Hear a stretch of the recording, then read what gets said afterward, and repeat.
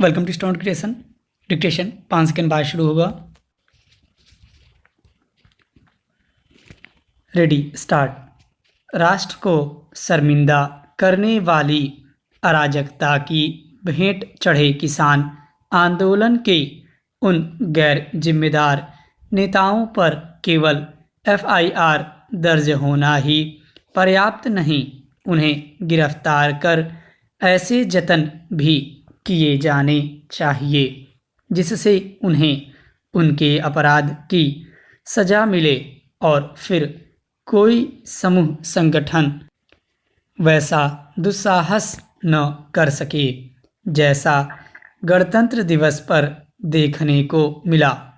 किसानों की आड़ में नेतागिरी करने वालों को बेनकाब करना इसलिए आवश्यक है क्योंकि उनमें से ज़्यादातर की खेती किसानी से कोई लेना देना नहीं। वे या तो आदतन आंदोलनबाज हैं अथवा किसानों के नाम पर अपनी राजनीतिक दुकान चलाने वाले स्वार्थी तत्व। वास्तव में इसी कारण किसान संगठनों की सरकार से लंबी बातचीत किसी नतीजे पर नहीं पहुंच पाई।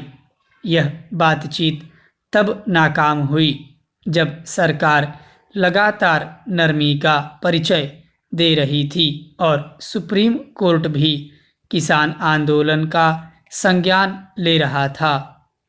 अड़ियल, अहंकारी और संदिग्ध इरादों वाले स्वयंभू किसान नेताओं के कारण ही दिल्ली में डेरा डाले किसान आंदोलन में अराजक और सरकार विरोधी तत्वों ने घुसपैठ की। तथाकथित किसान नेताओं ने पहले तो इन तत्वों को संरक्षण दिया और जब गणतंत्र दिवस पर उन्होंने दिल्ली में भीषण उत्पात मचाया तो वे उनसे पल्ला झाड़कर बच निकलने की ताक में हैं। किसान नेताओं की माने तो अराजक तत्वों का सरगना दीप सिद्धू लाल किले की शर्मनाक घटना के लिए जिम्मेदार है। सवाल है कि क्या केवल इसी लफंगे के साथियों ने दिल्ली में दर्जनों जगह उपद्रव किया? क्या आतंक का पर्याय बन गए उन तमाम ट्रैक्टरों पर दीप सिद्धू के ही दंगाई सवार थे जो दिल्ली को जगह जगह रौंद रहे थे? आखिर जब ऐसा हो रहा था तब किसान नेताओं के कथित कार्यकर्ता क्या कर रहे थे? ऐसे सवालों से किसान नेता इसलिए नहीं बच सकते क्योंकि वे अपने समर्थकों को इसके लिए खुद ही उकसा रहे थे कि दिल्ली पुलिस की ओर से तय शर्तों की परवाह न की जाए। यह भी जग जाहिर है कि वे इससे लगातार आंखें मूंदे रहे कि उनके आंदोलन में किस तरह खालिस्तानी तत्व सक्रिय होते जा रहे हैं। यदि इन नेताओं में थोड़ी भी शर्म होती तो वे तुरंत अपना आंदोलन खत्म करने की घोषणा करते, लेकिन ज़्यादातर ऐसा करने से इनकार कर रहे हैं। साफ है कि उन्हें अपने किए पर कोई पछतावा नहीं। वे इसके बावजूद हठधर्मी दिखा रहे हैं कि दो किसान संगठनों ने गणतंत्र दिवस पर हुई हिंसा से शर्मिंदा होकर खुद को इस आंदोलन से अलग कर लिया है। स्पष्ट है कि जो अभी भी आंदोलन जारी रखने पर आमादा हैं वे न तो किसानों के नेता हैं और न उन्हें देश के मान सम्मान की कहीं कोई परवाह है। चेंज भारतीय अर्थव्यवस्था को लेकर पिछले कुछ महीनों में अंतर्राष्ट्रीय मुद्रा कोष, विश्व बैंक और रेटिंग एजेंसियों के जो अनुमान आए हैं वे भविष्य की मिली-जुली तस्वीर पेश करते हैं। कुछ रेटिंग एजेंसियां तो अर्थव्यवस्था में सुधार की रफ्तार बहुत ही धीमी रहने तक की भविष्यवाणी करती रही हैं। हालांकि पिछले हफ्ते भारतीय रिजर्व बैंक के गवर्नर शक्तिकांत दास ने भरोसा दिलाया कि अर्थव्यवस्था अब महामारी के दौर से बाहर निकल चुकी है और सकल घरेलू उत्पाद पटरी पर लौटने के करीब है।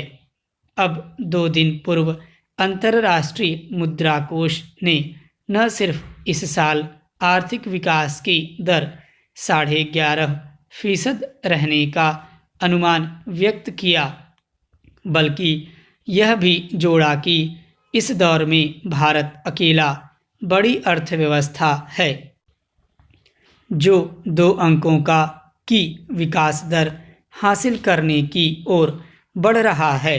मुद्रा कोष और रिजर्व बैंक का ऐसा उम्मीदों भरा आकलन बता रहा है कि यह साल अच्छा रहेगा। देखा जाए तो ये सब अनुमान ही हैं। असल बात तो यह है कि अर्थव्यवस्था को संकट से उबारने के लिए जो लक्ष्य तय किए गए हैं उन्हें हम कितना हासिल कर पाते हैं, काफ़ी कुछ इस पर निर्भर करेगा। अर्थव्यवस्था के दुरुस्त होने का पहला संकेत तो आरबीआई ने यह दिया है कि अब घरेलू खर्च तेजी से सामान्य स्थिति में लौट रहा है। जाहिर है कारोबारी गतिविधियां जोर पकड़ रही हैं, लोगों को रोजगार मिलना शुरू हुआ है और लोगों के हाथ में पैसे की आवक शुरू होने लगी है। यही वजह है कि अब बाजारों में अब मांग भी दिखने लगी है। पूर्णबंदी के कारण देश में जो सबसे बड़ा संकट खड़ा हो गया था वह यही था कि छोटे बड़े उद्योग सब बंद हो जाने से करोड़ों लोग बेरोजगार हो गए थे और मांग आपूर्ति का चक्र टूट गया था। हालांकि अभी भी यह स्थिति पूरी तरह से काबू में आने में लंबा वक्त लगेगा, लेकिन शुरुआत हो चुकी है। इसका एक संकेत यह भी है कि दिसंबर में वस्तु एवं सेवा कर का संग्रह 1,15,000 करोड़ तक पहुंच गया था। औद्योगिक और सेवा क्षेत्र में सुधार के संकेत मिलने तो शुरू हो गए हैं, लेकिन ये उम्मीदों के मुताबिक परिणाम नहीं दे रहे हैं। कहने को केंद्र सरकार ने चालू वित्त वर्ष में 4 राहत पैकेज भी दिए, लेकिन ये नाकाफ़ी हैं।